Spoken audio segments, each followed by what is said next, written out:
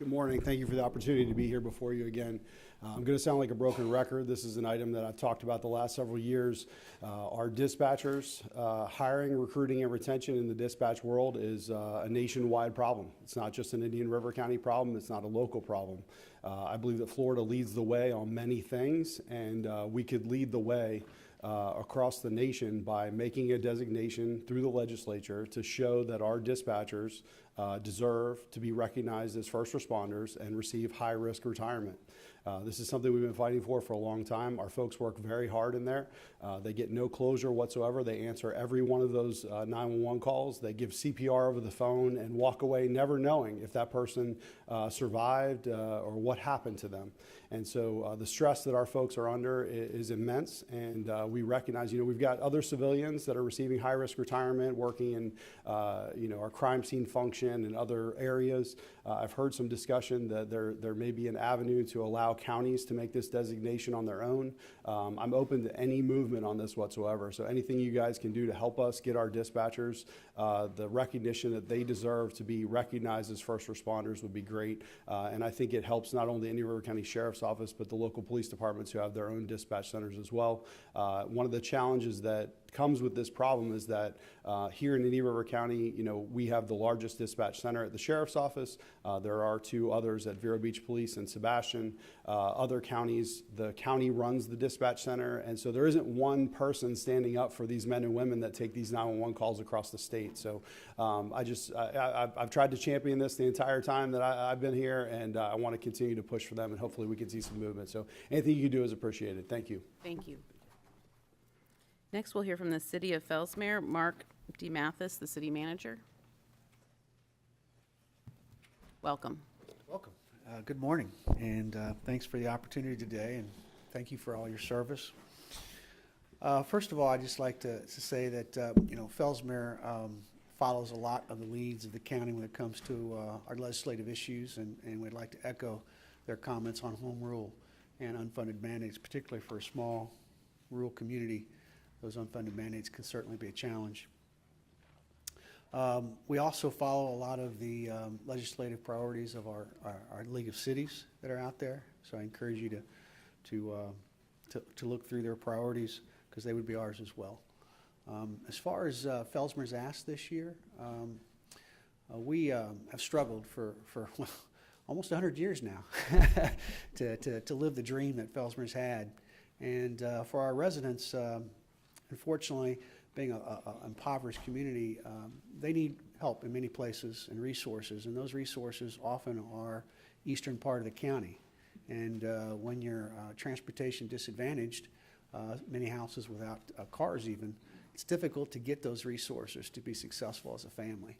And one of our goals is to bring a resource center to the city of Fellsmere where we could house our sister agencies, our constitutional offices, nonprofit service providers who can provide the services our residents need to be successful in life. And we're doing our part locally to try to fund some initial kickoff of that. However, the reach for this project is much beyond our means. We do have some buy-in from Economic Opportunity Council, who runs the Head Start program in Fellsmere, as one of our anchor tenants potentially to expand their services in Fellsmere. We've talked to a few other providers as well. So I think we have a large group of interested parties coming. We just need a place to put them. And so I appreciate your opportunity to look into that and hopefully talk to you more about that in the future. So thank you very much for your time. Thank you for being here today. Next, we'll hear from the City of Vero Beach, John Turner, City Attorney, and Matthew T. Mitz. Or we'll hear from Councilmember Contugno. Actually, we mulled into two. I'll address a couple of the issues, and then John Turner will take over. First of all, I'd like to say good morning, Senator Kroll and Representative Brackett. As the mayor of Vero Beach, I've had the difficult position of following Representative Brackett in that position. Big shoes to fill, and strive my best to do so.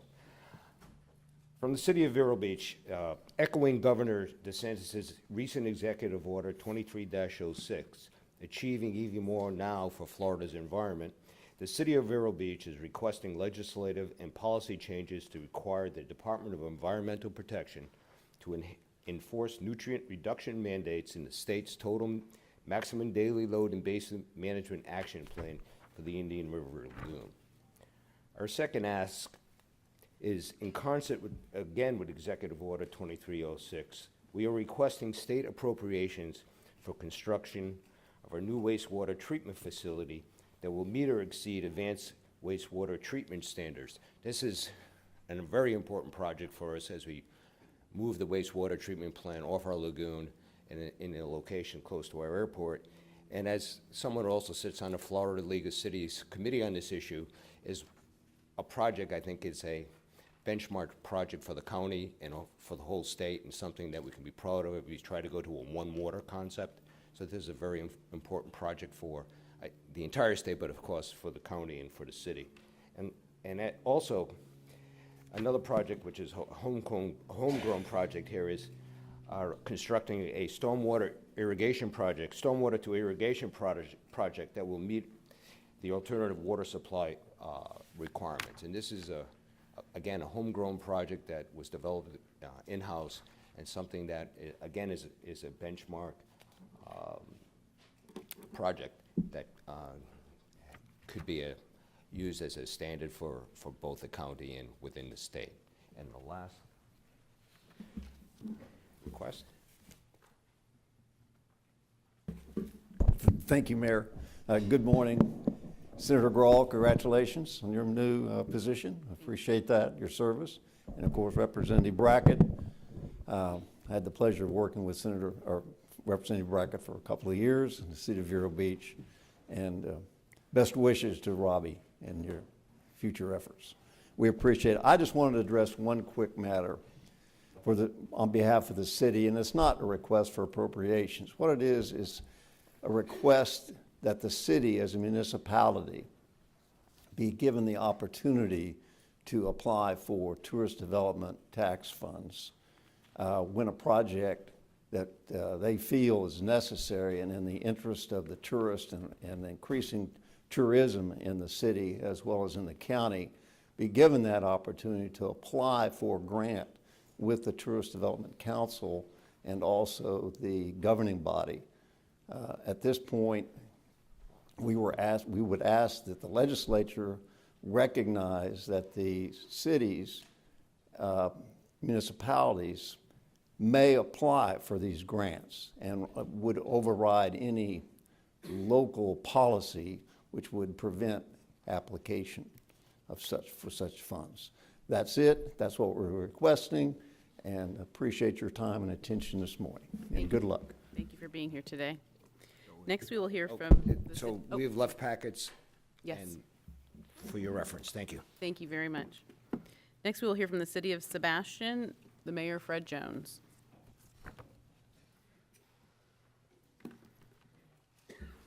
Yes, good morning, Senator Grawl, Representative Robbie Brackett. Nice to see you guys. Great win for your election.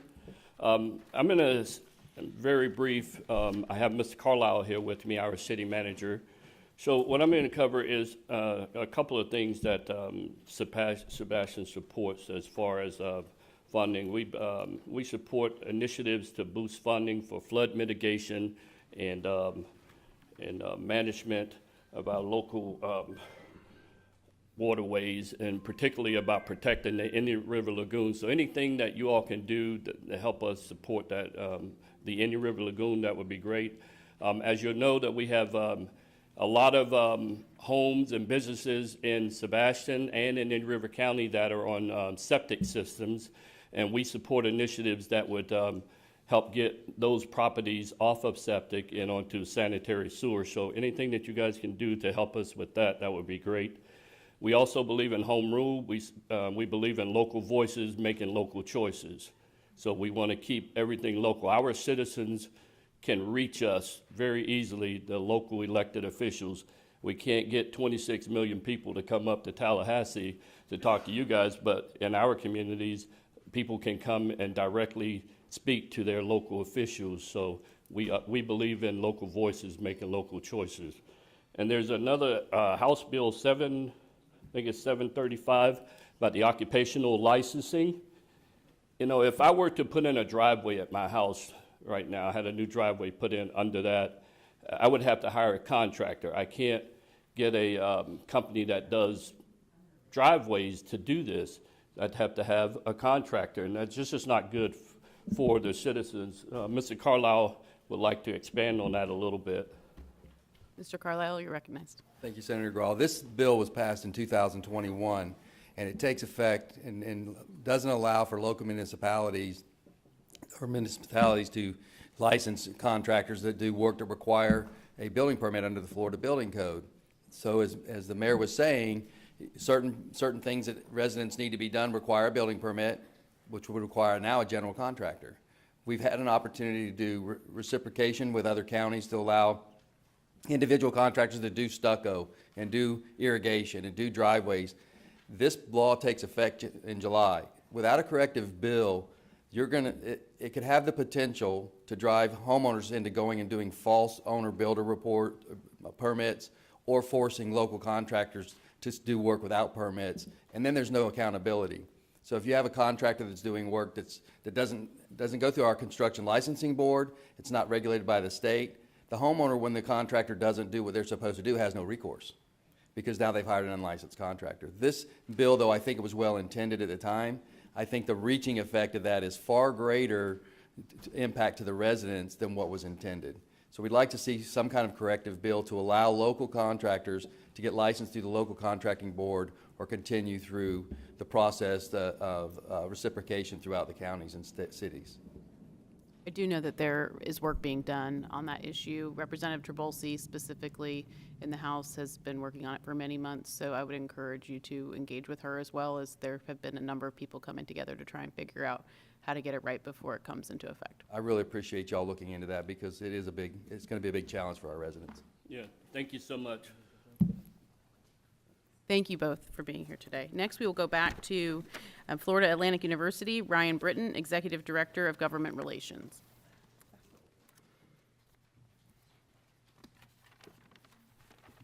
Good morning. Thank you, Senator Grahl and Rep. Brackett. It's great to see you. Happy New Year.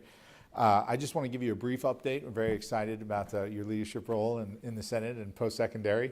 And there's a number of things that are exciting happening at FAU, and I'll be brief because obviously we'll be having this conversation, I assume, over the next several months when we're up in Tally. But the university's been on an amazing trajectory. We're really excited about the path that we're going forward. President Kelly's tenure at the university just ended. He announced his retirement and left his position on December 31st of last year. One of the updates I wanted to provide, interim president Stacy Volnick has recently taken up the leadership of the university. Dr. Volnick assumed the presidency on January 1.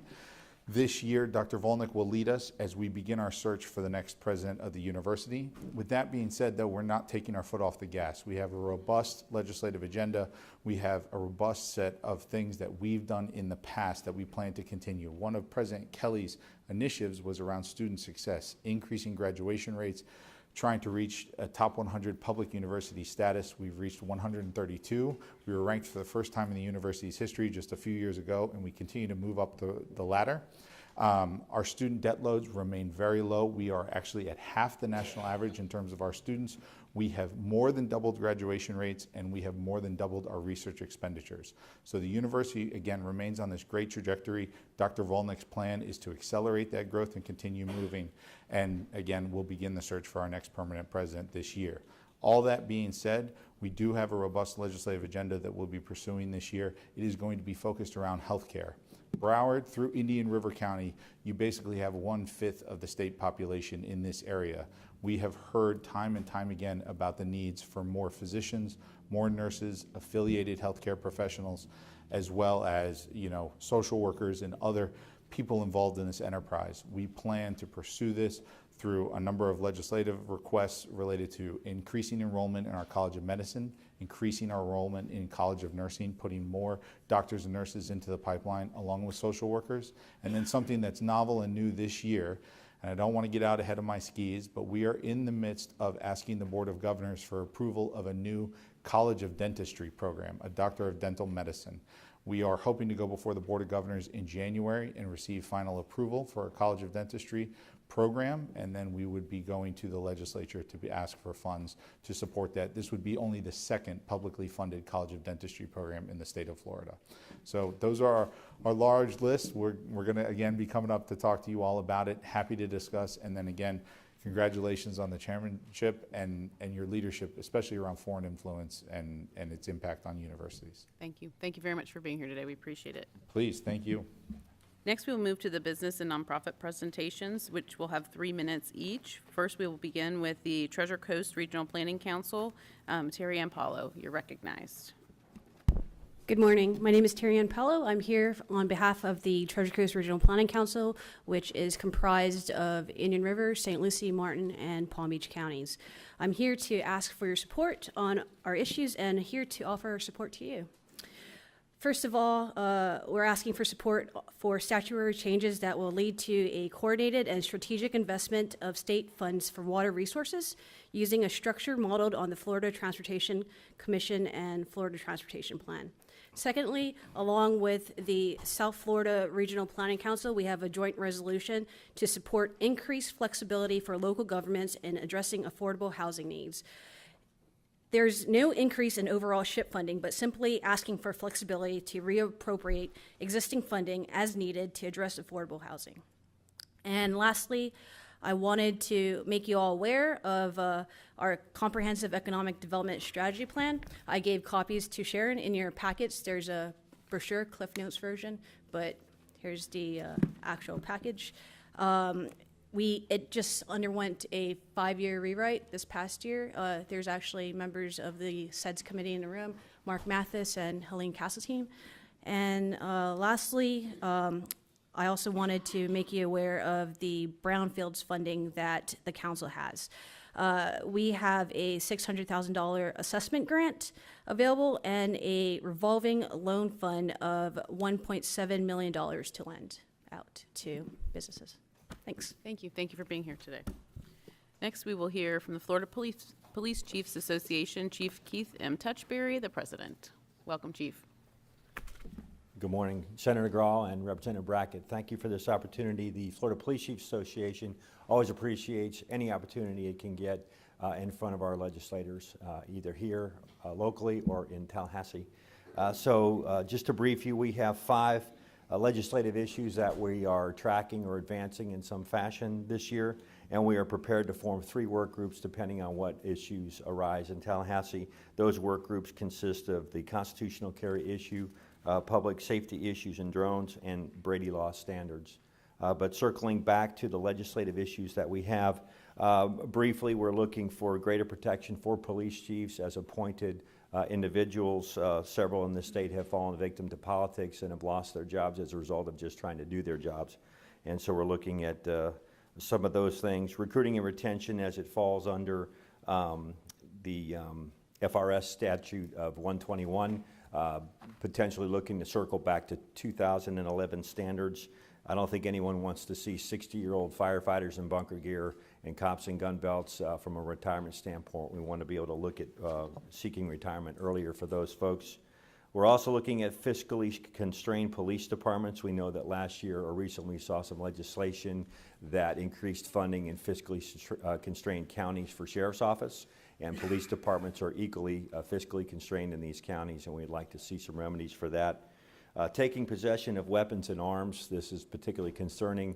Law enforcement agencies are commanded by statute to secure firearms involving arrests that are not necessarily firearms related, and retaining those firearms until the disposition of those cases, even if it's not evidence. So we're looking to relieve the property room of those spaces and return those weapons because they are property. 2 other items that we're looking at this year, eliminating impersonation of private funeral escort companies. This is causing some concerns throughout Florida as these companies impersonate law enforcement. They commandeer intersections and do some pretty crazy things on the road, all in the name of getting that funeral escort done and the people to the cemetery. And we'd rather leave that business to law enforcement in a safe manner. And also some legislation about legalizing the use of side-by-side vehicles on public roadways, similar to what we already see with golf cart statutes. There are no ordinances for municipalities to govern that in their cities.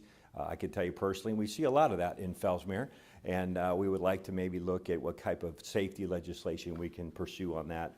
And finally, just to circle back to a comment our sheriff made about our dispatchers, I can tell you I personally supervised them for years when I was a member of the Vero Beach Police Department, and their stress is real.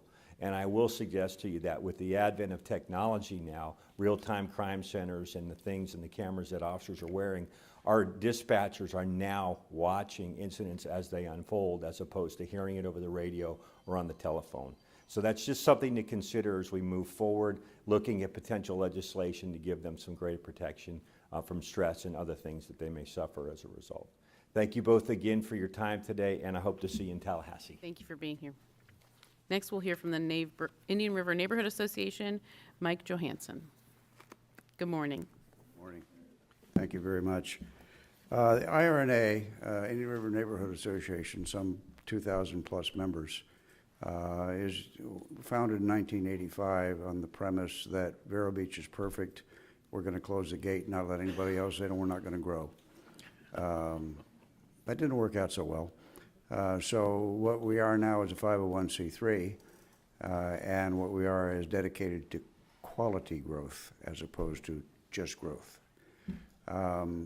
You're hearing the echo from a lot of speakers here, where our two main concerns are home rule, and in that context, we'd like it if you'd take another look at House Bill 41, which talks about some developmental oversights are being taken away from the citizens, and we just ask that you take another look at that before it goes forward. So that's kind of the home rule thing, and you've heard that Pensacola is different than Jacksonville, is different than Miami, is different than Vero Beach. So one size fits all is not what we're really looking for. And the second thing that you're hearing a lot about is water quality. And that's been a common theme lately. Rob, you've seen this. This is a cartoon that I developed about 2 years ago when we were trying to talk the city of Vero Beach and developing a stormwater utility. And it's got a guy standing in a rowboat. The rowboat's entitled USS Indian River Lagoon, and there's 3 holes in the rowboat. Water's coming up, and they're called stormwater, septic, and muck. And he's holding a bucket called BMAP, and he's bailing as fast as he can, and the caption is, "Bail faster, we're sinking." Okay, so we've known for some time that BMAP was not working. You've heard it. And I was pleased to hear that the governor recognizes BMAP's not working. He's done his executive order, and everybody at our level thinks, wow, that's cool, that's a done deal. It's not. You people who legislate know that. We've got to get by appropriations. We got to get by authorizations. We got to figure out, yes, the governor said what to do, but we got to figure out how to do it. So we would ask that you would hold the line on that issue. FDEP needs more money if they're going to be a regulatory agency, if they in fact are going to put some teeth in the BMAP process and hold local entities accountable for making their BMAP goals. Thank you very much. Thank you for being here today. Next, we'll hear from Career Source Research Coast, Brian Bauer. Good morning. Good morning, and congratulations to both of you. Thank you for your service. I'm here on behalf of Career Source Research Coast, the local workforce development board that covers Indian River, St. Lucie, Martin County, as well as the Florida Workforce Development Association, which is comprised of all of my peers amongst all workforce development boards that make up the Career Source Florida network in the state of Florida. One of our main federal funding streams is the Workforce Innovation and Opportunity Act, or WIOA, and it envisions a workforce development system that focuses on the needs of job seekers, businesses, and anticipates and responds to the needs of local and regional economies. WIOA requires that local workforce development boards and chief local elected officials design and govern the system locally, align workforce policies and services with regional economies, and support service delivery strategies to address those needs. House Bill 1507, which was voted into law, otherwise now known as the REACH Act, went into effect July 1st of 2021. One of those charges in that act as it relates to workforce development boards is the reduction or consolidation of workforce boards. Originally under WIOA, the state comprise their boards based on the local state college system. So we're synced up with our local state colleges. Bigger isn't always better, especially when it comes to services in the workforce development arena. Prime example of that is our area. We used to also have Okeechobee County. At one time, they chose to go to our peer board, Heartland, Career Source Heartland. Those services suffered for the constituents in Okeechobee County as a result of that. They did not get the same service as they would have if they would have stayed with us. I ask today that if and when that does come to the board with regards to, to the floor, when it does come for consideration, that you consider keeping our area whole as has been since 1998. Also, one other issue that we would like to have you consider addressing is affordable workforce housing. We all know that this is a major issue when it comes to keeping our talented in our area, and that it is going to drive the continuation of successful economic growth and workforce development in our 3 counties. So thank you very much for your time. Thank you for being here today. Next, we'll hear from the Farm Worker Association of Florida, Jeannie Economos. Okay. We will move on to the Democrats of Indian River, William Evans, the chair. Welcome, Mr. Evans. Well, actually, Mr. Evans could Oh, you're not be here. Mr. I'm Michael I was gonna say, Walter. you're not Mr. Evans. And I'm the state committee man for the Indian River County Democrats. And first of all, let me congratulate both of you to your election to your office. We very much respect your overwhelming election and appreciate your efforts on behalf of all of us in Indian River County. And Mr. Evans has submitted a letter to you for your consideration. I want to touch upon that letter, but also add some additional thoughts for your consideration. As identified in the letter from Mr. Evans, we encourage you to reach across the aisle to embrace Democratic legislators to produce bipartisan results that are in the interest of all county residents, including to address housing crisis. We've heard about that from other speakers this morning, associated with unaffordable housing and housing insurance. In addition, health care. Health care is a tremendous issue in our state. We encourage the state to adopt the federal Medicare funding or provide some alternate state funding as a solution. And finally, in addition, I want to note that, as I trust you recognize, Indian River County voters by an overwhelming majority, greater than 78%, approved the county bonds to acquire lands and to protect water resources. And earlier this week, just Tuesday of this week, Governor DeSantis issued an executive order to further protect Florida's water resources. And we've heard from numerous speakers this morning of that interest. It's quite clear that state funding and proactive leadership by both of you is needed to guide local governments to effectuate the governor's executive order and ultimately restore and protect Florida's water resources, including the Indian River Lagoon, which is in the interest of all county residents. Thank you. Thank you, Mr. Walter. Next, we will hear from the Treasure Coast Regional League of Cities, Ed Dodd, Sebastian Councilman. Welcome, Councilman Dodd.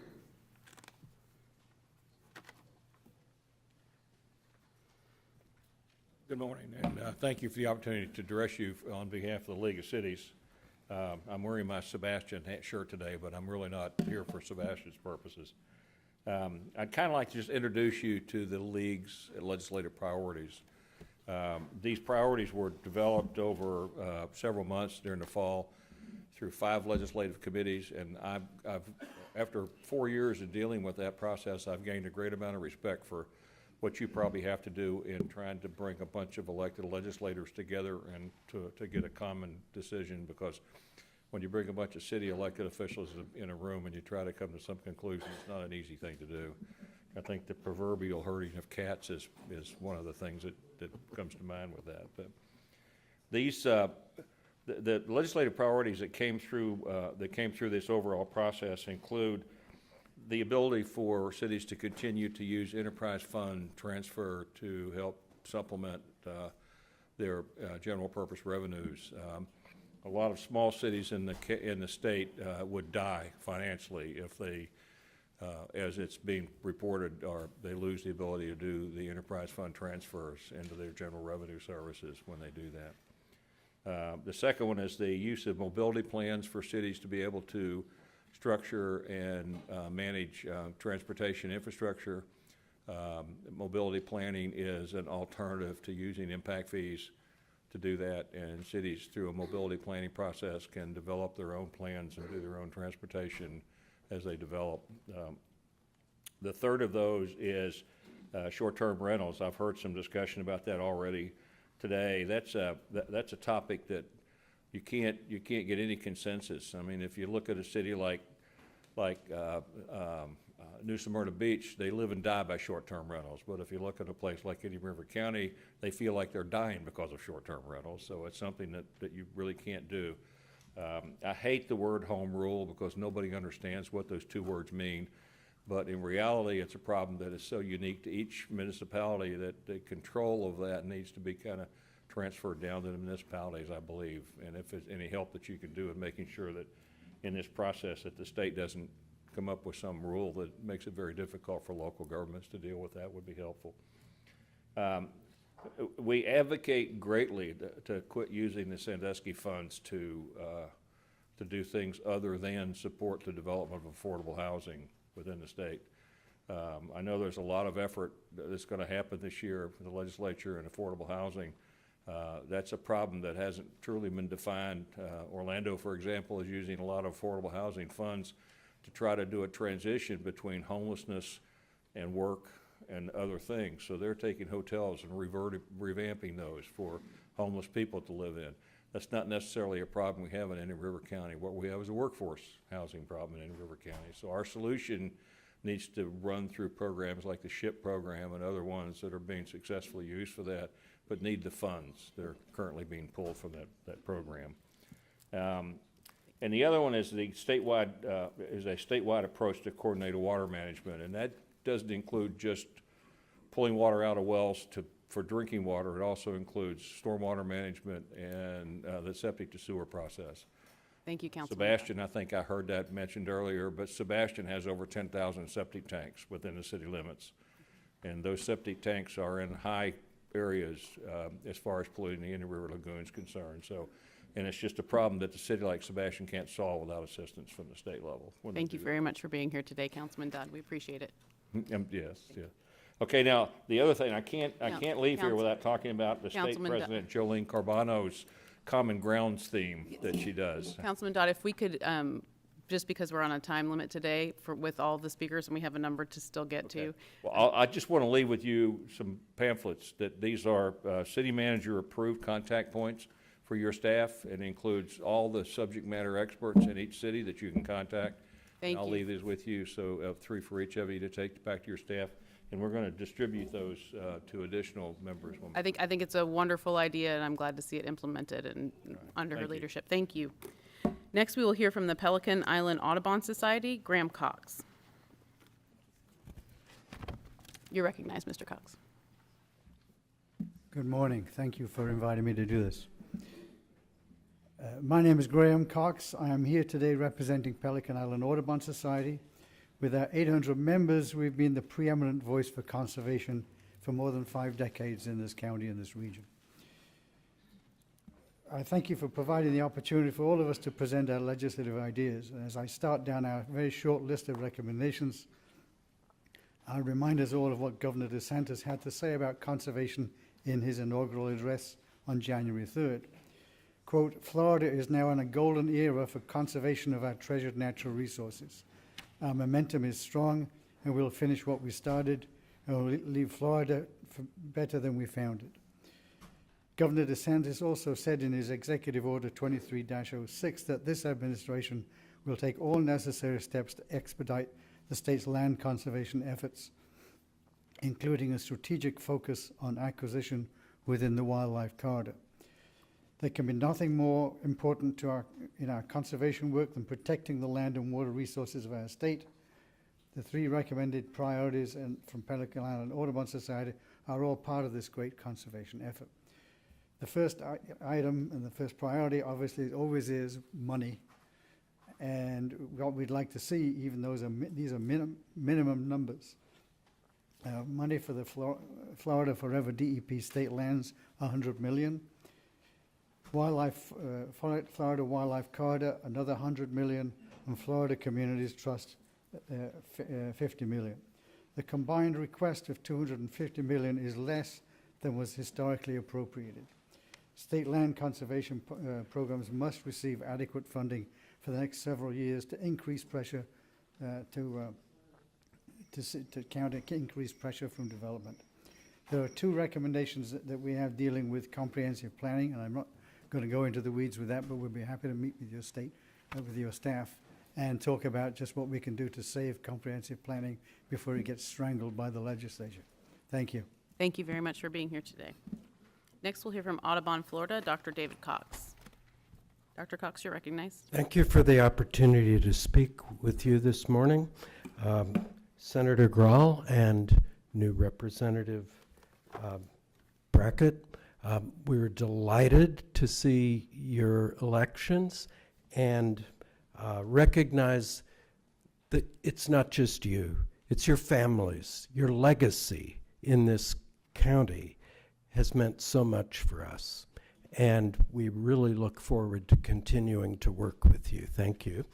And Audubon, Florida, I'm also supervisor of the Soil and Water Conservation District, but today I'm speaking to you from the perspective of Audubon, Florida. Our 95,000 members, 47 chapters, include the entire state of Florida, and we have lobbyists in Tallahassee. And it's our belief that if we protect birds, we protect people. We protect the entire community. And all of these fabulous interests that you've been hearing this morning, if we protect our water quality, we benefit our communities. And what better way to protect water quality than protect the land that protects the water? And 78.2% of the voting public in this county supported the referendum to acquire conservation lands just this year. And this was 1 out of 9 referenda in the state of Florida that passed overwhelmingly to protect conservation lands. The main reason is to protect our water quality. And here, that means protecting the lagoon. And so what we want you guys to do is to bring the bacon home. We got $50 million through this local referendum that 4 out of 5 voters in the county supported. But $50 million this year doesn't go that far. We need match from Tallahassee. And that match comes from Florida Forever, as Dr. Cox, we're not related, but as the local chapter of Audubon has asked, Florida Forever used to get $300 million a year. We would like to see $100 million. Florida Wildlife Corridor, which is part of the the family lands, and I forget the exact name, the program that is under the Florida Family Lands and Rural Protection Act. That's what it is. Another $100 million, and Florida Communities Trust, which used to be our primary partner in Tallahassee, $50 million. So what we're asking is for you to support these, maybe even join as sponsors in getting those programs fully funded so that we get match to double the amount of money we have for local land acquisition. Thank you, Dr. Cox. Thank you for being here today. Thank you so much for your time. Thank you. Next, we will hear from the ARC of Indian River County, Heather Dales.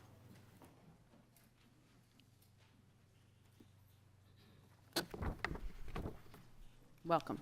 Good morning, and thank you very much for your time, and congratulations, Senator, Representative Brackett and Senator Graw for the last election. I'm with the ARC of Indian River. ARC, as you know, is a national organization, and I do want to thank you statewide for the 2020 legislative assistance for the direct care service work crisis and the money that was given to all the direct care staff across the state to help balance and maintain critical services across the state, to lifting wages up to $15 an hour. ARC of Florida and FARF is putting legislation together this year for assistance in operational cost. The Consumer Price Index in the last 5 years has raised over 20%. Just locally, for instance, our insurances for general business went from $92,000 to $167,000 in the last 5 years. And there has not been any increases to assist with operational cost, health insurance, food, gas, any type of inflation, any wage increases or increases for service dollars have been directed for staff increases, direct care staff, which has been necessary, but we are asking for support for operational cost increases. Thank you for your time. Thank you. Thank you very much for being here. Next, we'll hear from Children's Home Society of Florida, Sabrina Barnes and Jared Miller. Good morning. Welcome. Good morning. Good morning. My name is Gerard Miller, Children's Home Society of Florida, Community Partnership Schools Director serving Dodgertown Elementary. Earl Desha Crossdale, Family and Community Engagement Coordinator serving Dodgertown Elementary. On behalf of Children's Home Society of Florida, congratulations on your successful campaigns. We look forward to working with you.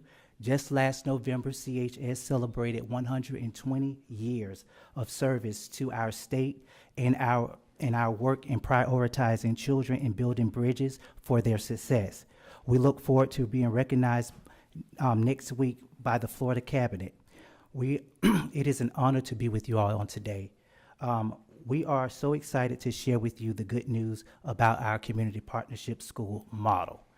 Last month, 7 new community partnership schools were announced throughout the state of Florida. This brings a total of 36 community partnership schools, including Dodgertown Elementary right here in Indian River County. This model pulls together 4 core partners: a local school district, which is School District of Indian River County, also a nonprofit, which is Children's Home Society, healthcare partner, Treasure Coast Community Health, and a local college or university, Indian River State College. These partners have come together to make a long-term commitment and investment to our students. This commitment starts with a 25-year MOU. We know that many of our students' school needs become more than just a place to learn.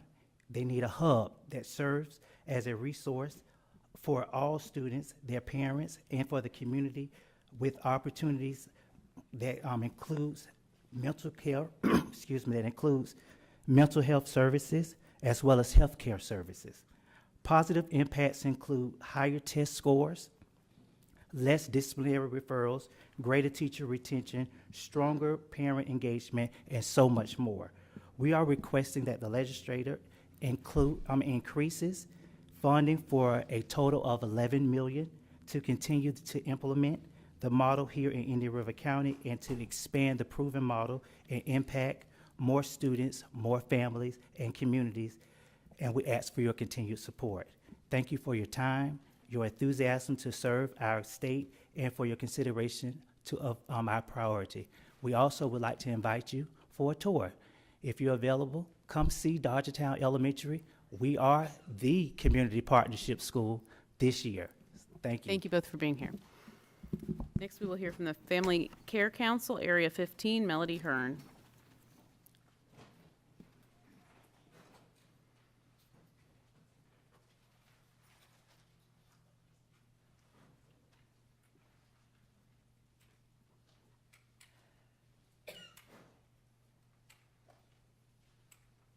Good morning. Good morning. My name is Karen Tappen. I am the Vice Chair of Florida Care Council Area 15.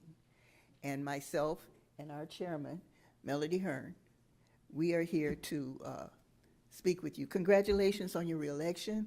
I am very happy to see you there. Thank you. Thank you.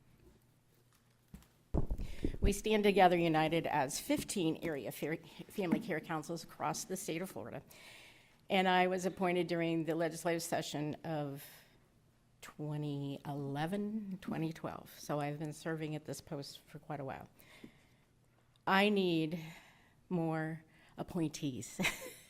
It's been 4 years we've been waiting for appointees to be granted their position, waiting in the governor's office or the governor's wing to be appointed, because we stand as governor appointees to serve families while partnering with the Agency for Persons with Disabilities of individuals with intellectual developmental disabilities that qualify, or help to give resources to those families in the community that may not qualify under the Agency for Persons with Disabilities Medicaid waiver. You see, we have federal funding that comes down from the feds, and then we have state appropriations, which we always continue to beg you to significantly put in appropriations to bring these people off the wait list.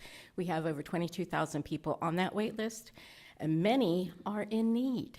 We heard a quote from Senator Harrell this week as she opened up the House Human Services Committee, that most of these people apply at birth. Well, you can't apply at birth. You apply at age 3 and above if you have documentation that meets the needs. So like we go to Social Security for Down syndrome, and they ask us to prove that you still have Down syndrome. Come on. So let me continue. We just had news that our director of the Agency for Persons with Disability had turned in her resignation, and we do not have a word from anyone within the state. Who is the second in command? Who is taking over? Who is at the head? And so I have been asking APD, and they didn't even know about her resignation until I brought it to their attention in our Southeast region, that who now is in command. I want a chain of command. I want a flow chart. I want to know that they know who their chain of command is and who we need to reach out to. So we were asking for help from the Governor's Commission that we have input as Family Care Council to the selection of that new director of APD. And we need funding, services, and providers, just as the ARC has sent. Waiver support coordinators say it's been 20 years since they've had an increase in the ability to then work with our community. They are overloaded with caseworks.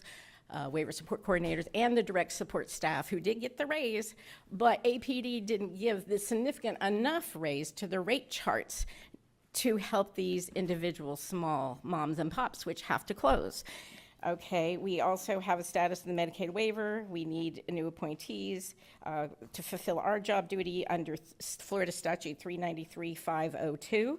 And we need the ability to cooperate with other family care councils across the state. APD came in and shut that down, where we cannot travel across our areas. I want to thank you both for being here. If you would get me the names of any appointees that are sitting in the governor's office, if you have names that people who have applied, I would love to have those names. I'm assuming I might see you tomorrow at St. Lucie County's legislative delegation, and let me see if I can find out who is in charge. Very good. Thank you. Thank you. Appreciate your help. Thank you. Thank you both. Next, we will hear from the Convention of States, Florida, Troy Darling. Esteemed delegation, congratulations to both of you.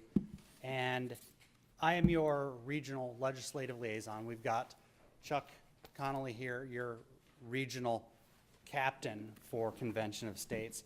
And I don't say esteemed delegation just as a throwaway line.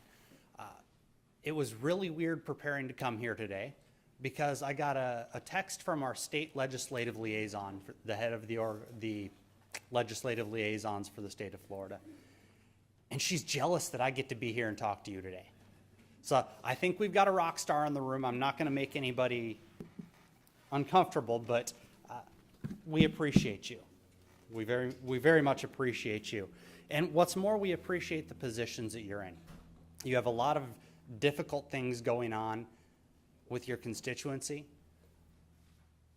but the state of Florida has proven a great many truths over the last couple of years, not the least of which is a steady hand focused on real American values will lead a state to success. We are the belle of the ball of the country right now. In probably 30 different states, I know people who are jealous that we live in the state of Florida. And a great part of that is due to our legislature. Yes, we've got a phenomenal governor, but he couldn't do the things he's done without you guys. I appreciate you. What's more, I appreciate the positions you hold. It wasn't that long ago in the grand scheme of things that your predecessors took time out from the management and the disarray of their states to form the federal government. Now that federal government, according to 70% of the country, has gone a little off the rails.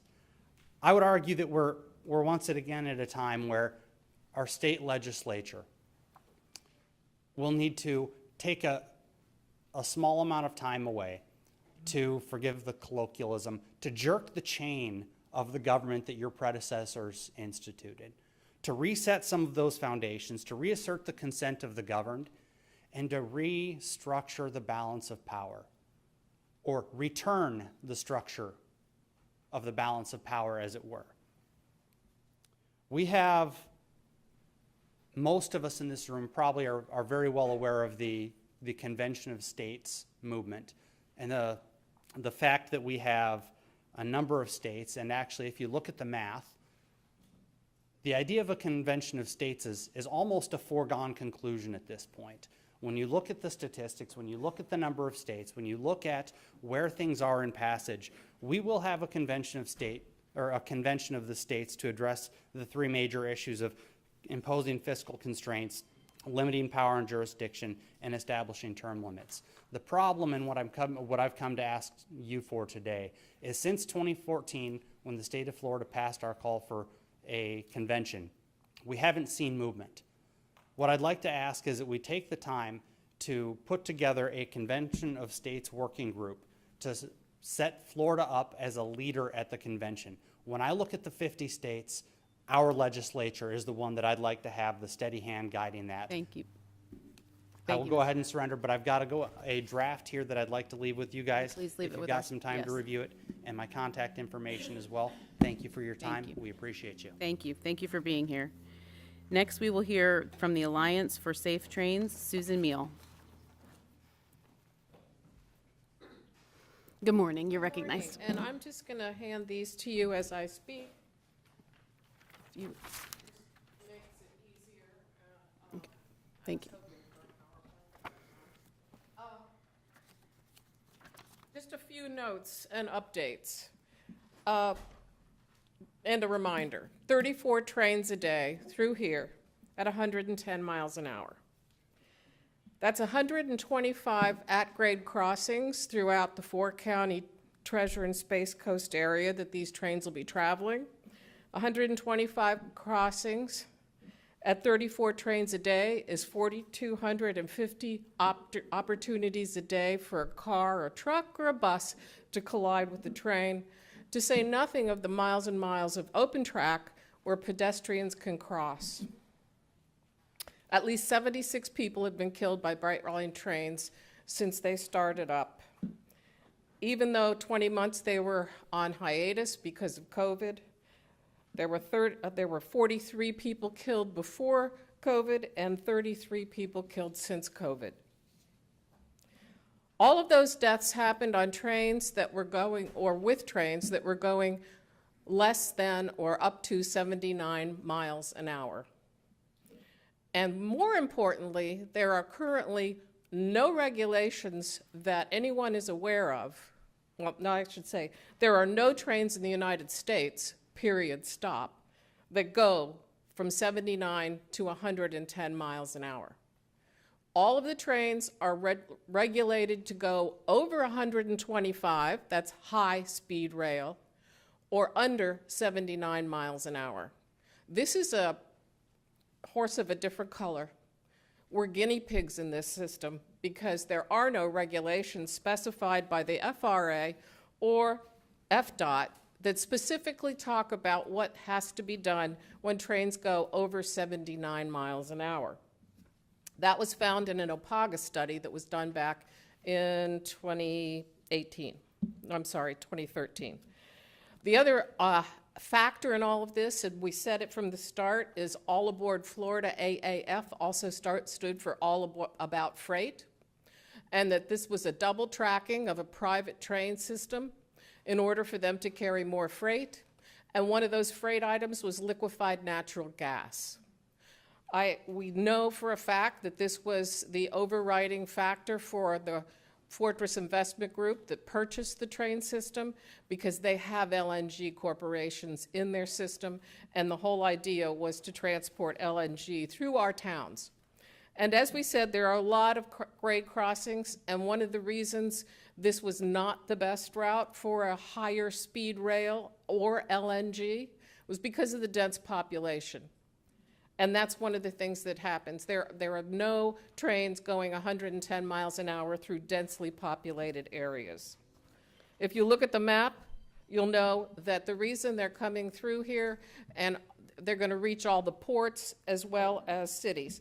I'm just here to say we have 3 requests for you, and they include simple ones, and they don't cost a lot of money, and one is a task force to coordinate the efforts of FDOT and our local county reps, because we need you to help us save lives. Thank you. Thank you, Ms. Meal. Next, we'll hear from Moms for Liberty, Indian River, Florida, Jennifer Pippin. Welcome. Good morning. My name is Jennifer Pippin, and I'm one of the original founding chairpersons in the country for Moms for Liberty here in Indian River County. I currently serve as one of the 4 parents in Florida as a volunteer for the Department of Education Library and Curriculum Training Committee charged to train media center specialists across the state to be in compliance with the parental rights and education law. I appreciate your time, Senator Grohl and Representative Brackett. I provided both of you documentation of legislative proposals Moms for Liberty Indian River, Florida would like enacted for the benefit of school children in the state.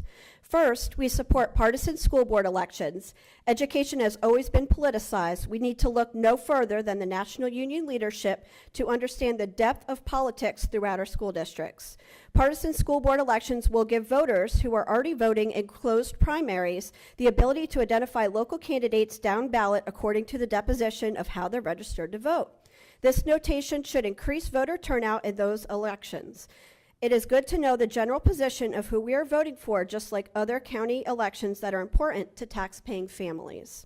Second, I gave you modifying recommendations to state statutes 847.001 and 847.012.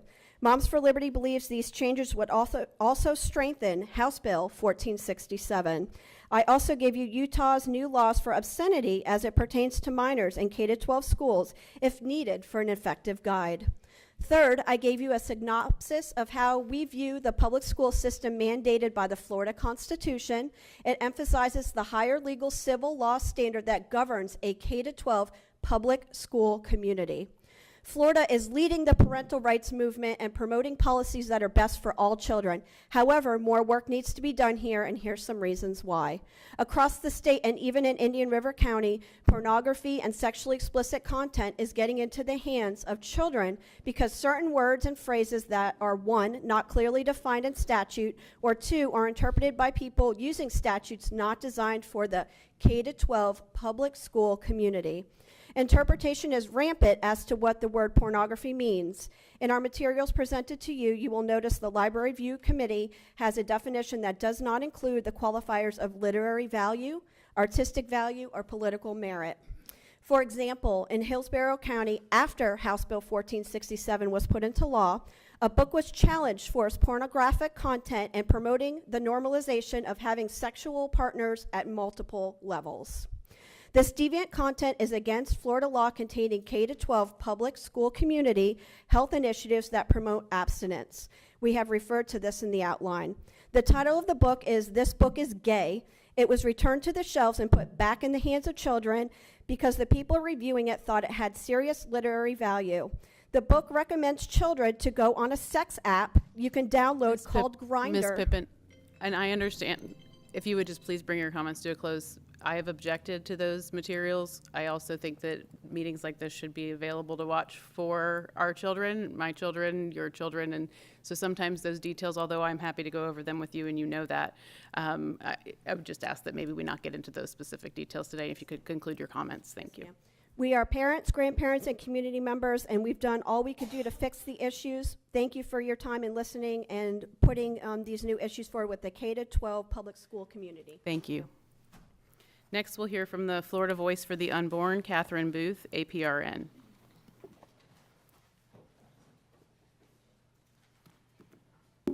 Thank you for the opportunity to speak this morning. I appreciate it. I speak on behalf of the Florida Voice for the Unborn, which speaks on behalf of the 79,000 preborn human persons who are being, today as we speak, or will be this year, intentionally assassinated.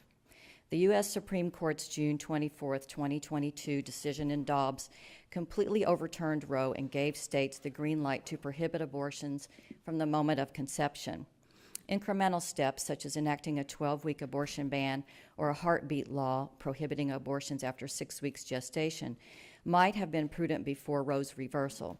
But the Dobbs decision changed the nature of the battle for life forever. Abortions can now be banned from the moment of conception. There is no reason at all why Florida cannot protect unborn life from conception in agreement with the Republican Party platform. Now is the time to do so. Modern developments in science, research, law, and culture have provided accommodation and support for pregnant mothers to choose life for their children and have allowed us to know these children in the womb. At no time are preborn humans potential life, because at all times they are living individual human beings, as known since cell biology was discovered in the 1800s. Think about it. There would be no abortion debate at all if preborn humans were not alive. At the moment of conception, you are human because of the human DNA contributed by both of your parents. At the moment of conception, you will never be anyone but you. At the moment of conception, nearly everything that makes you, you, was determined. Your gender, physical characteristics, IQ, personality, and talents. During each stage of development within your mother, you began to exhibit all of these while also developing in exactly the same ways as each one of us sitting here today. By 6 days post-conception, long before 22 days when your heart began to beat, you may have been frozen and still viable outside of your mother and have been implanted and born many years later. At 6 weeks, you began moving. By 7 weeks, your brain waves were detected. Already you showed a preference for either your left or right hand. All your organ systems were present and active at 8 weeks. At 10 weeks, your unique fingerprints were visible. The majority of abortions are performed between 6 to 10 weeks by poisoning the captive preborn person or dismembering him or her while still alive. Nearly 80,000 children were intentionally killed by these cruel methods in Florida in 2021. 302 of these victims of abortion were legal citizens of Indian River County. With the current 15-week ban, 1,000 babies' lives will be saved, but the other 79,000 will still be killed. The state of Florida must become a no-kill state, legislatively protecting the lives of all human persons beginning at conception by a total ban on abortion, no exceptions, no excuses. Research findings of the harm abortion does to moms, dads, and families strengthens the interest of the state. Abortion harms women and doesn't help them. The American College of Pro-Life Obstetricians states there is never a reason to kill the baby for the mother's health. Treatment of a miscarriage or tubal pregnancy are not an abortion. Studies show that women have better emotional health when choosing life for persons conceived in rape and incest. Abortion destroys evidence of these crimes and unjustly kills the victim instead of the perpetrator. Ms. Booth, thank you very much. Oh, for I'm being here sorry, I today. didn't realize. Thank you so much. Next, we'll hear from the Guardian ad litem, Circuit 19, Heather Park.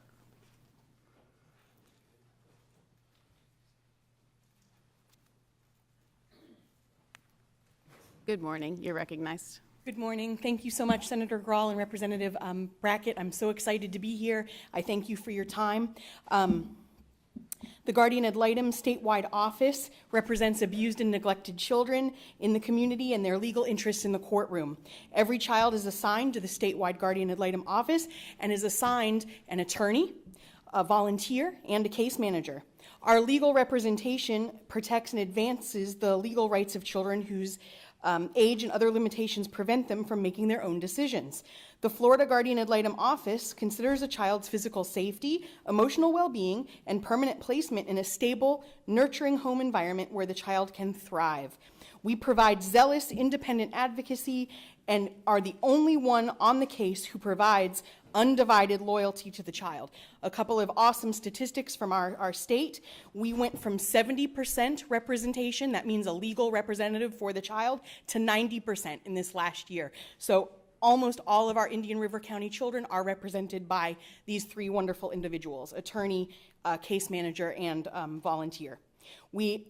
By doing that, we have the lowest average length of time in foster care, the lowest percentage of children in foster care over 5 years, the lowest percentage of children waiting for adoption who spent 5+ years in foster care, and the lowest average length of stay of a child waiting to be adopted.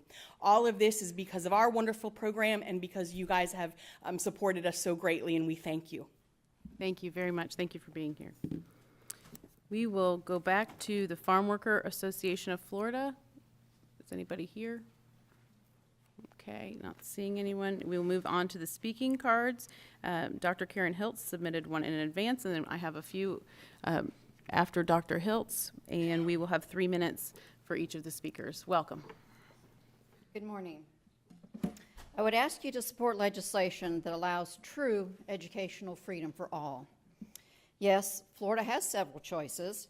However, legislated programs do not consider all children. Approximately 95% of choice programs focus on low socioeconomic income or children with disabilities. But what about the child that lives in a family where the income is $100 above the maximum threshold? Excuse me. Is there really a choice for that child, or will they be forever sentenced to their zip code? Under current Florida law and statutes, the answer is yes. SDIRC, our school district, their 22-23 final budget is $366,575,343. What is the return on investment? This is an increase of almost $40 million over the previous year. The student population, or FTE, went from 15,401 to 14,412, a one-year decrease of 989 students. Yet SDIRC requests almost $40 million additional funding. Why? What for? The per student cost equates to $25,448. Based on funding and what is measured, which is test scores, our investment isn't yielding a good return. Whether you look at NAEP or state reports, scores reflect a downward trend, yet our tax dollars continue to have an upward trend. This is unacceptable and reflects incompetence at best. Clearly, more money isn't the solution, but a couple of viable solutions are quality curriculum and competition. Other districts in our state with multi-billion-dollar budgets are experiencing similar results.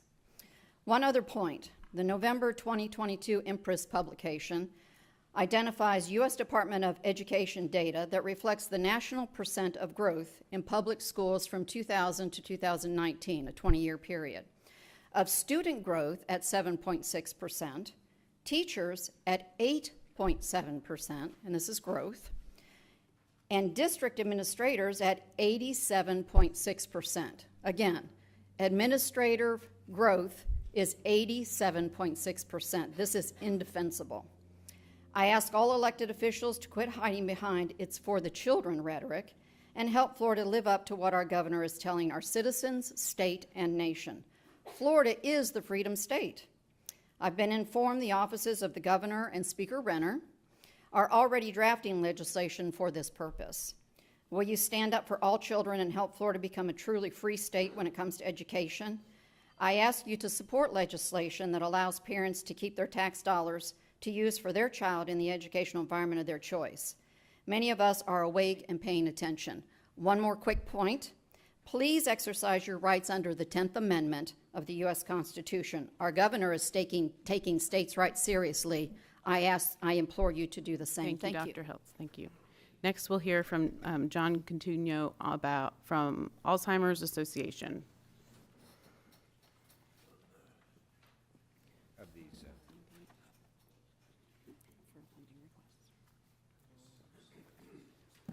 Thank you.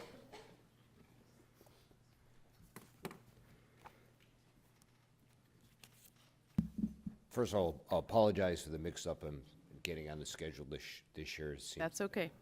one of those communication issues that occasionally happen. So this is the 5th year I've been here to stand in front of then Representative Kroll, now Senator Kroll. We began this this journey, and now with Representative Brackett.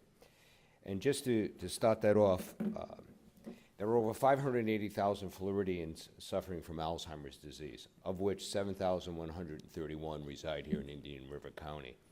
And when you use the ratio of 2 caregivers to every patient, that is that's over 21,000 people who are affected by Alzheimer's disease right here just in Indian River County, which is approximately the entire population of Sebastian, just to give you, the concept of what's going on.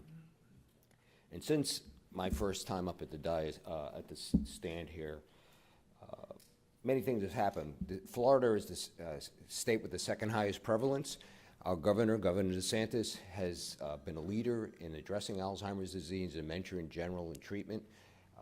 We are one of the only 2 states that it's part of our state health improvement program, which I have the honor of serving on that committee as the governor's appointee in addressing this disease in this country, in this state, and of course in the country.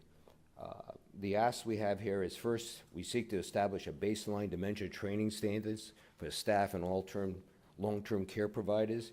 Direct care workers are the single most important determinant of quality dementia care. These providers help shape the daily lives of individuals with dementia by assisting in all aspects of their physical care. We will work in partnership with the long care community, knowing that the additional training helps facilities with staff retention, morale, and family satisfaction, and also confidence. Second, we must do a better job in educating our community about the early warning signs of Alzheimer's and the importance of brain health. A significant amount of people are not discussing health in general, and we believe that advocating for legislation that will require the Department of Health to create a public health awareness campaign that utilizes multiple different media platforms and focuses on those from underserved communities is essential. And essentially, the former VP of Alzheimer's Association Public Policy is now the Director of Elder Affairs for the state, Michelle Bremen, and I think that's going to really help us drive home these points to our community. And finally, we asked legislature to continue supporting the funding programs that we have a proven track record of. That includes the Brain Bus and the Ed and Ethel Moore Alzheimer's Disease Research Program, and respite through the Alzheimer's Disease Initiative and community care for the elderly through the Department of Elder Affairs. And with that, rally and tally is February 7th to 8th. We'll be up there knocking on doors and addressing the issues. So thank you very much for your time. Thank you very much for being here. Next, we'll hear from Benjamin Paul Zelno, Chairman of the Republicans for Life.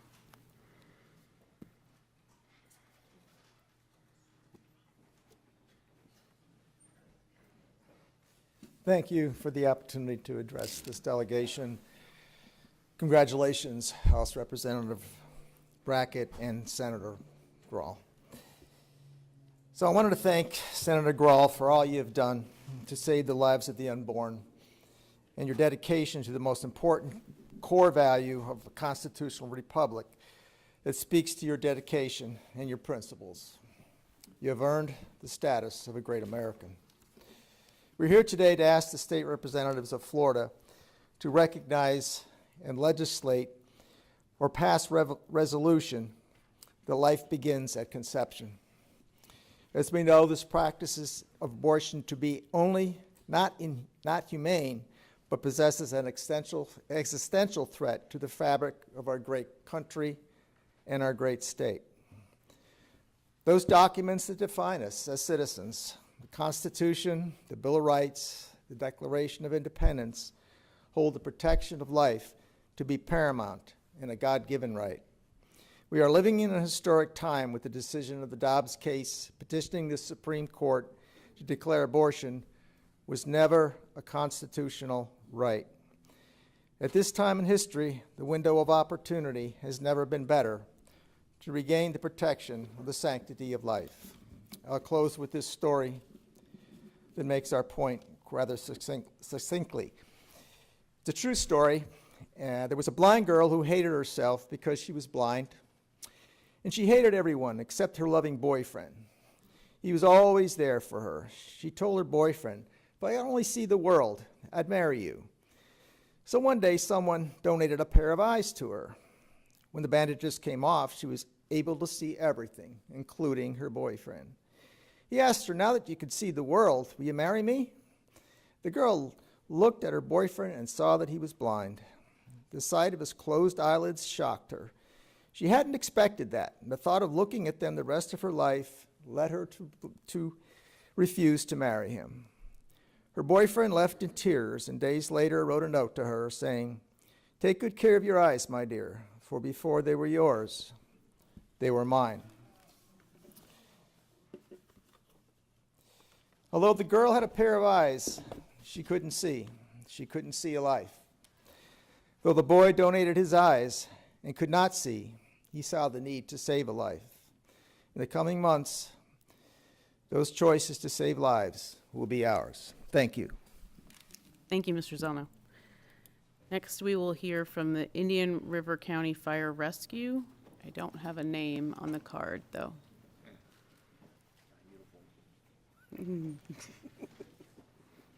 Hello. Thank you very You're much. recognized.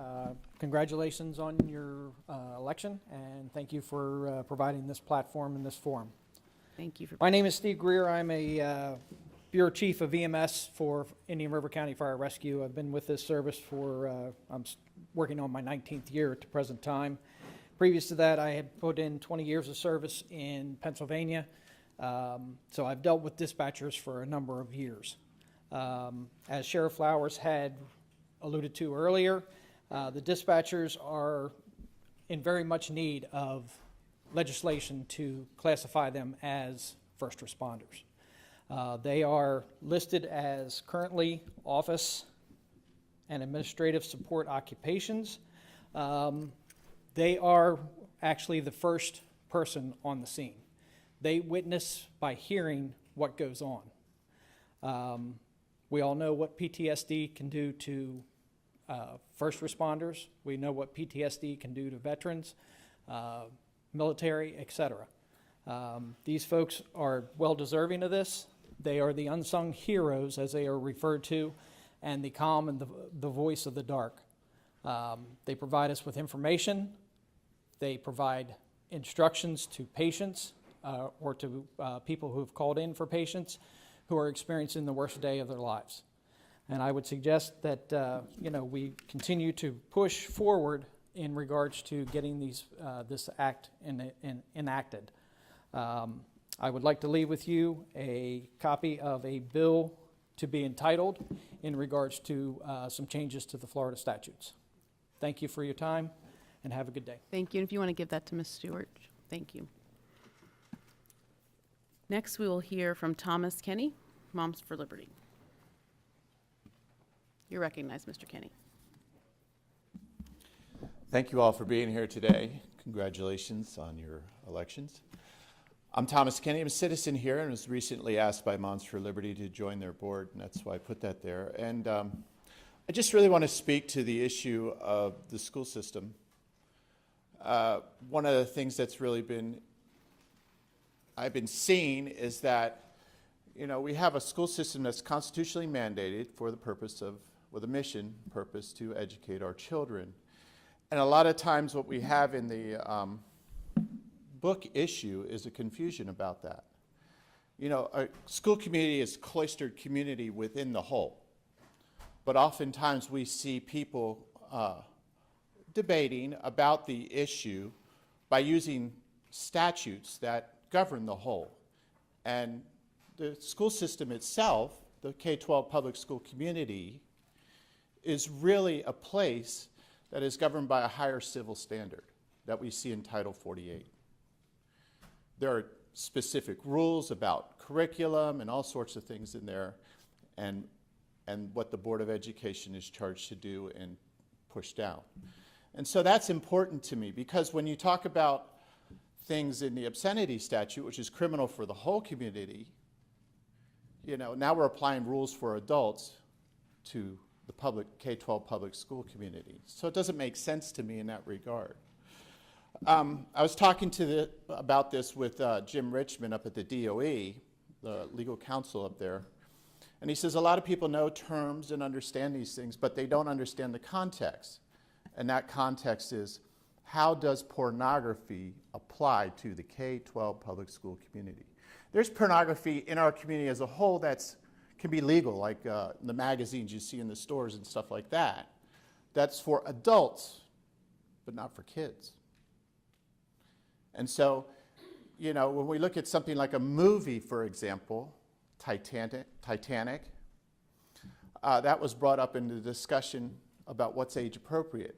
But to show that movie in a school for its historical value, you would have to remove a certain scene in that movie.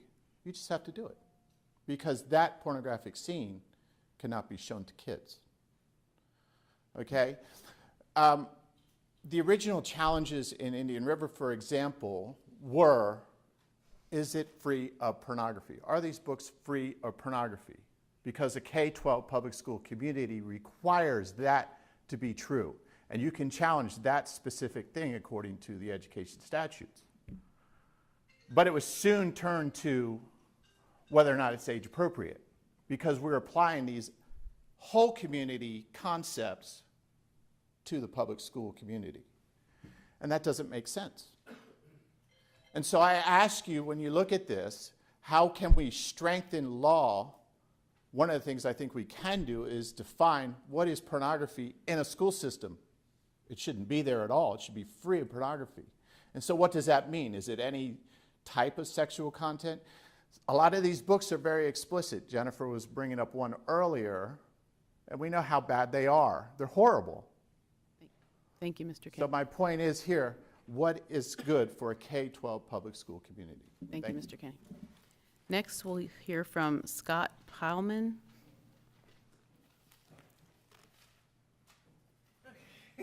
You're recognized. Scott Pileman.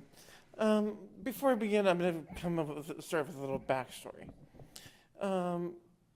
My mom was a teacher, a single teacher. She's taught for over 40 years. She's retired. But when I was born, I had autism, ADHD, among other things. But I was really diagnosed until 40 years later, which means 5 years ago. Now, so my question, I guess it's a question, but so there's two things that I'm hoping that we can work on. One is the diagnosis of these things earlier in life. And then the other is every person, no matter if because as my mother was a teacher, when I became my senior year in high school, and I would look through those books and of internships, scholarships, and stuff like that. When I first got to college, the community college, they said that I didn't qualify because my mom made too much. Now, what I'm going to suggest is there a way that community organizations, even churches, whatever, businesses can come together, maybe even come up with a tax incentive or some sort of incentive for businesses to and organizations to help out and give an internship or take skills or interests before they get to college. And when they get to high school, they can choose which ones they want. It could be political science, it could be become an EMT, it could be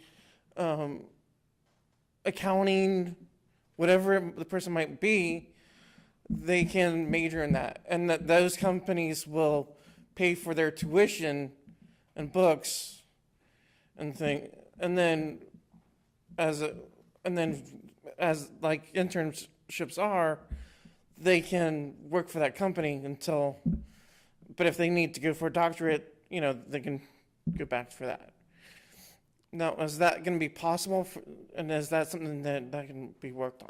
Well, so to your first question about earlier diagnosis for different different challenges that some of our young people face, the progress monitoring tool that was put in place across the state is supposed to help do that long term, to help people and families and teachers identify ADHD, autism earlier, and provide interventions, dyslexia. And then I would encourage you to reach out to Indian River State College, as a lot has changed there in many years, and the Promise program and some of the the thing is I just moved here to Indian River 4 months ago. And so I've lived in Palm Beach County for all my life. So if you reach out to Indian River State College, they have a Promise program, which does help with all tuition, and they have a lot of relationships with our businesses in the area. So thank you, though, for coming and sharing what have been your challenges and showing us. I have many more challenges, and I've had a bunch of medical stuff.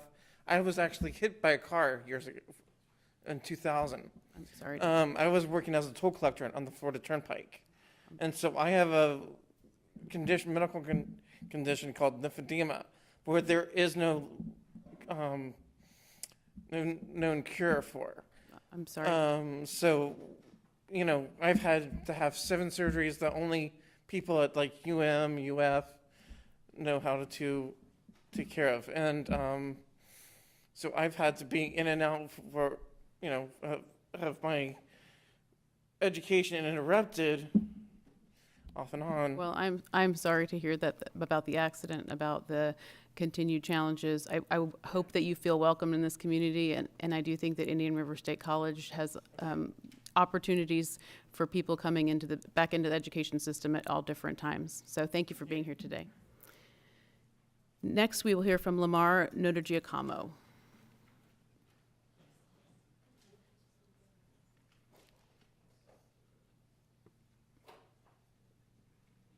You're recognized. I'm going to be brief, and I want to just congratulate you, Senator Grahl and Representative Brackett, for winning your elections. I want to thank you for standing true to our Republican values and our constitutional freedoms, and that's why I'm here. I just want to encourage you to continue. Senator Grahl, I was happy to testify on behalf of your bill to protect babies after 15 weeks, and I appreciate that so much. I know that took a lot of courage. Appreciate you supporting and upholding parental rights and passing legislation to help protect parental rights. I encourage you both to protect patient rights now. I've heard a lot of stories from my friends who did not, their rights were not respected in the hospital, some of whom have passed on now. Hospitals are not respecting patient rights, so I would urge you to pass legislation to hold hospitals accountable, to require, can't think of the word, but to require accountability and to hold them liable when people die in the hospital and they're not treated with respect. I would encourage you to pass constitutional carry. Governor DeSantis is on record as supporting constitutional carry. It's something that many other states have done. I encourage you to support life from conception, because that is our first constitutional right, the right to life, liberty, and the pursuit of happiness. So I would encourage you just to keep moving the ball forward. And thank you very much for being responsive. We appreciate you, and we'll do whatever we can to help and support you make America constitutional again. And thank you for being here.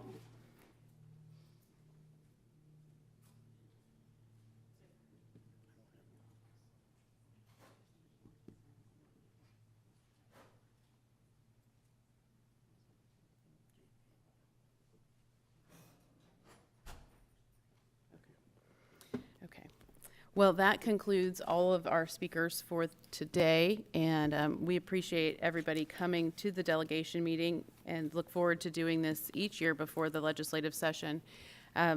We do have some deadlines, and I saw that some of the organizations that appeared today have included funding requests within, or you've heard a lot about funding requests. Those funding requests are something that Representative Brackett and I have to agree to propose. It's not something that you can just submit on your own. So we have to agree to propose that to our colleagues, which means that we may have a lot of questions about those funding requests, and there may be some funding requests that we don't support if you can't convince us that that is a good use of the state's dollars in such an investment. And so with that, I know that it comes in, the deadlines get close, and it's important that we both have time to review, because our staff is also charged with sometimes filling out the actual form through the state system, so our staff needs time. So I would say, as a matter of course, I don't take very late requests for funding, and it's difficult to get the support for it at that time too if it is too late. So I know Representative Brackett has said that he would like his by January 31st. If you can get your initial paperwork to him no later than that time, I would ask for the same. It's important. The House has different funding rules than the Senate does. I'm kind of partial to the House's funding rules because I was over there for 6 years, so I'm getting used to the Senate's. But it is important that you have somebody in both chambers supporting the budget initiative. So if Representative Brackett wants to support something, you need to make sure that you have a senator that's supporting, and vice versa. So I appreciate everything that we heard today, and all of those of you who came and just to either listen or to participate. This makes such a difference in the way that we serve. And at this time, I would like to nominate Representative Brackett to chair the 2024 delegation, and myself to serve as vice chair. And hearing no objections, Representative Brackett will chair the delegation as we move forward. Is there anything else that you'd like to say before we? I'd just like to, I have a microphone here. I'd just like to take a moment and thank everybody for coming out today. It can be long sometimes. The meetings get long. I was at Brevard County delegation last night. I returned home about midnight. It went for 5.5 hours. But it was well worth it. We had 89 different speakers and presentations given. It can be a grueling process, but it was very informal, informational-wise, and informative to us. And so it's great to hear from all the different organizations and entities out here that have a great concern for our community and for the state of Florida. So thank you. And having no further business before the delegation, Vice Chair Brackett has motioned for adjournment, and we are adjourned. Thank you all for attending today.